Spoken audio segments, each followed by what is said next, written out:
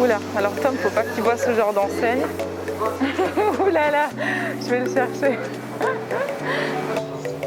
Oui, bon, j'ai cédé, voilà. J'ai cédé, ça arrive. Même aux gens bien.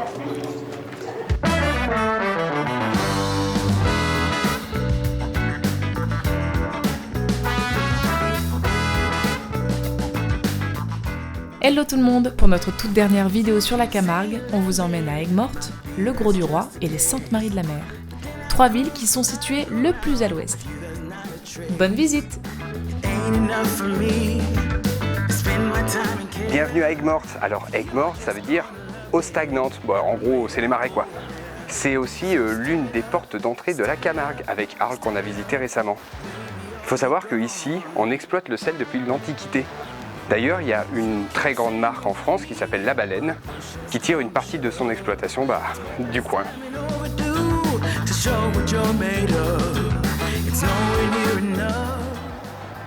Oh, viens voir, c'est magnifique, viens. Avant, ici, c'était un hameau, tu sais, il y avait des marais tout autour. Et ben, regarde là, comme c'est beau.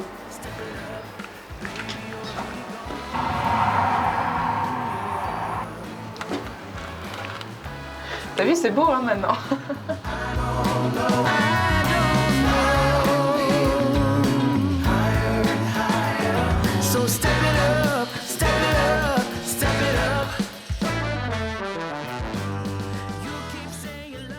Ce que je trouve incroyable aussi dans l'histoire, c'est la manière dont les gens communiquaient entre eux. Alors, parce qu'aujourd'hui, tu sais, t'as ça. Mais à l'époque, t'avais ça. Alors, ils allumaient des grands feux tout en haut, et puis les tours, elles communiquaient entre elles pour prévenir des invasions ennemies, quoi.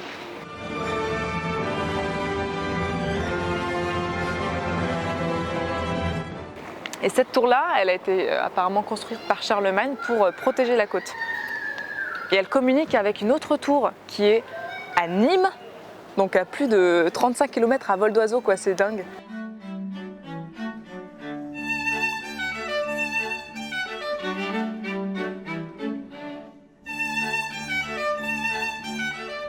Et avant, ici, il n'y avait rien du tout, il y avait juste des marais et un tout petit hameau. Au XIIIe siècle, c'est Louis IX qui fait construire une ville ici, avec tous ces grands remparts autour, et c'est d'ailleurs de cette ville qu'il partira pour les croisades.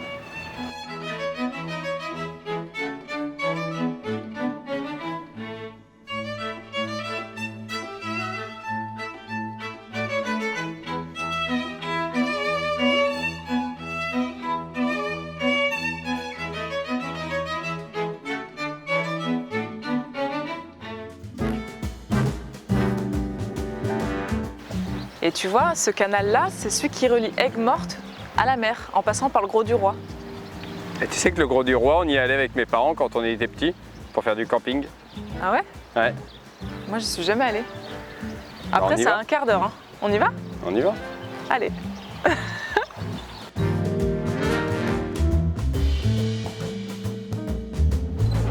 Du coup, là, on est en train de suivre le canal jusqu'au Grau-du-Roi. Grau-du-Roi! Ouh, il y a des arènes juste à gauche. À droite, il y a le port.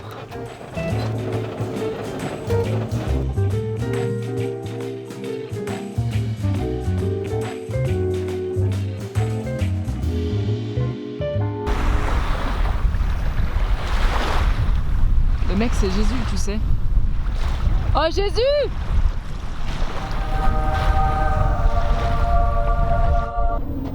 Où les hôtels, ils ressemblent à des gros paquebots, tu sais. Ouais. Bon, maintenant l'idée c'est de trouver un coin sécure pour la nuit. Alors ça serait là. Bah c'est très bien là.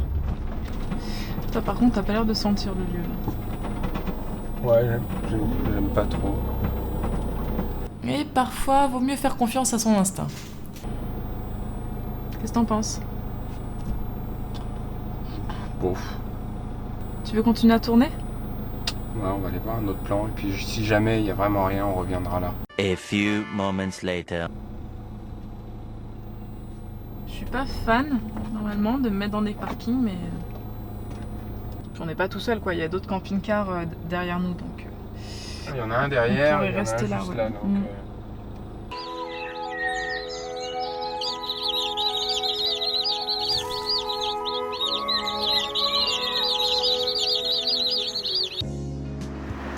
On a bien dormi. Maintenant, on est prêt à visiter le Grau du Roi. T'es prêt? Ouais, vas-y, go.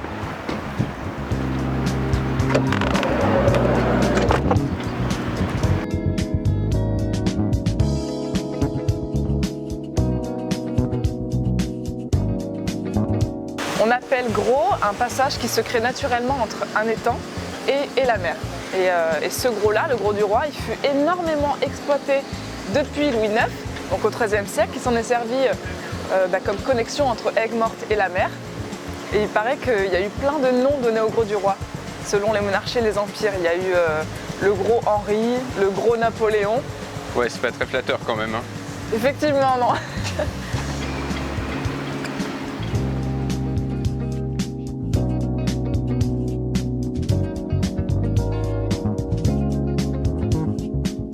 Et tu sais qu'en fait, le Grau du Roi, c'est pas si vieux que ça.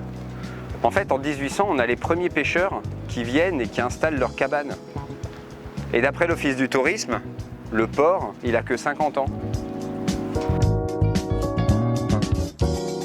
Moi, je l'ai jamais fait, mais ça doit être excellent de prendre son bateau, d'aller juste en plein milieu de la mer, assez loin, et d'avoir vraiment la mer à perte de vue. Et ça doit être calme, enfin, à part avec le bruit des vagues, mais ça doit être hyper reposant.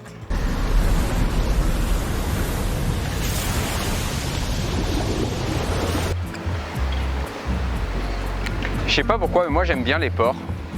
Pour moi c'est un peu comme, tu sais, c'est une ouverture vers autre chose, quoi, tu vois.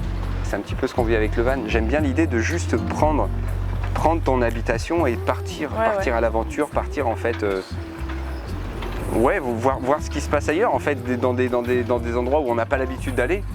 T'écoutes le bruit? Ouais, c'est le bruit des mâts, c'est le vent sur les mâts. Ouais.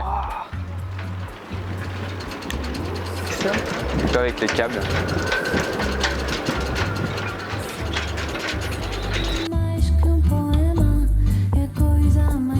Super, merci beaucoup monsieur. Bonne journée à vous. Merci beaucoup. Bah alors en fait on vient de croiser un gars assez sympa et j'étais curieux de savoir du coup combien ça coûtait les emplacements pour les bateaux. Et donc il explique en fait le prix varie en fonction de la longueur du bateau. Donc là, lui, il avait quoi? Il avait un 7-8 mètres et donc il paye 1850 € par an. L'année quoi. L'année, sachant qu'il a l'électricité et l'eau, mais à volonté. Genre là, il y a un bateau à vendre, mais je me demande combien ça coûte. On revend Joy et puis on revend Joy bateau. et on reste immobile en Camargue.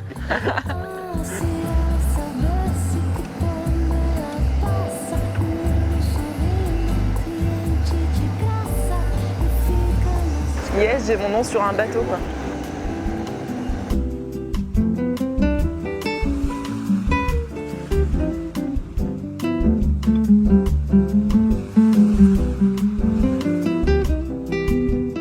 À tout à l'heure petit chat. On fait juste un aller-retour parce qu'il paraît qu'il y a des vols ici. Donc on va pas traîner trop longtemps quoi.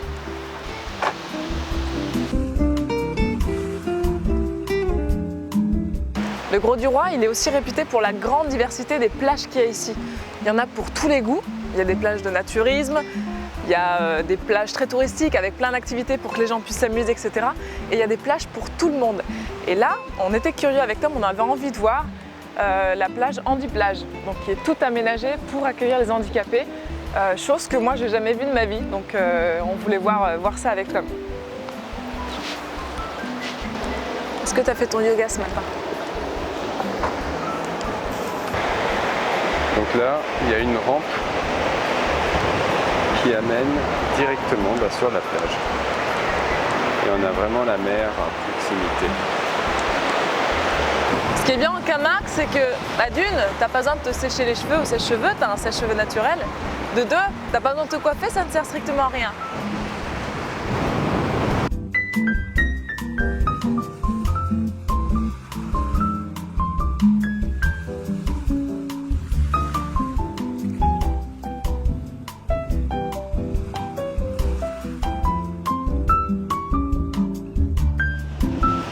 Et regarde, viens voir. Là, tu as la petite douche, tu as les emplacements pour mettre un petit peu des douches et de l'eau. Ça, c'est pour mettre les parasols, ça aussi, je pense. Mais bon, on va pas se mentir. C'est super d'avoir fait ça, mais ça aurait été mieux de le faire si les personnes qui viennent en fauteuil viennent là, qu'est-ce qu'elles voient?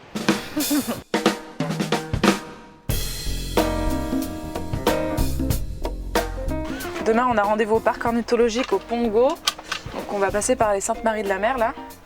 J'espère que ça vous intéresse ou que ça vous évoque des souvenirs parce que on va y faire une petite pause.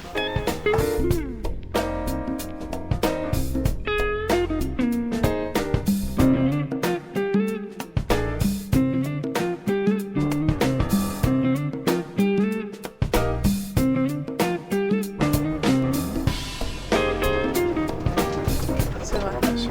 Non mais les ronds-points ils sont trop cool.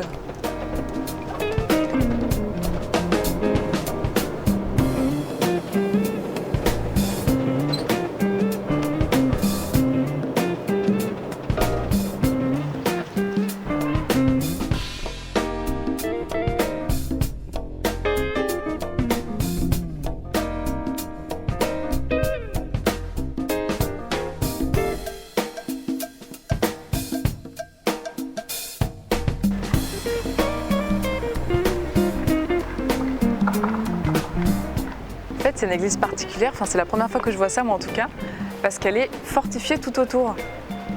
Et apparemment, à l'époque de sa construction, il y avait beaucoup d'invasions des pirates, donc c'était au 9e et 11e siècle, donc il fallait protéger la population. Donc ils ont fait toute une forteresse autour, et il y a même un chemin de ronde qu'on va, j'espère, pouvoir emprunter.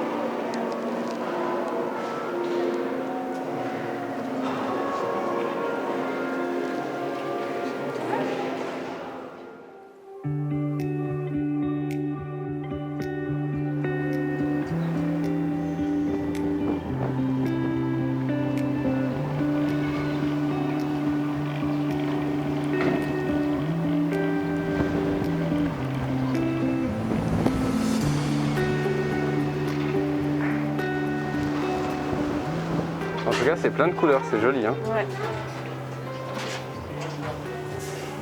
Et là, on a quoi? Sel, la fleur de sel, la fleur de sel.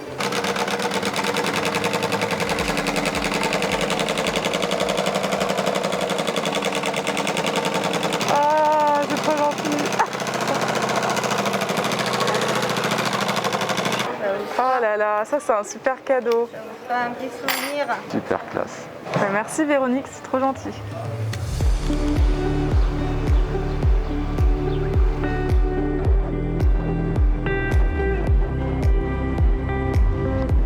Voilà, notre aventure en Camargue est terminée. On espère que ça vous a plu. Quant à nous, on part vers d'autres horizons.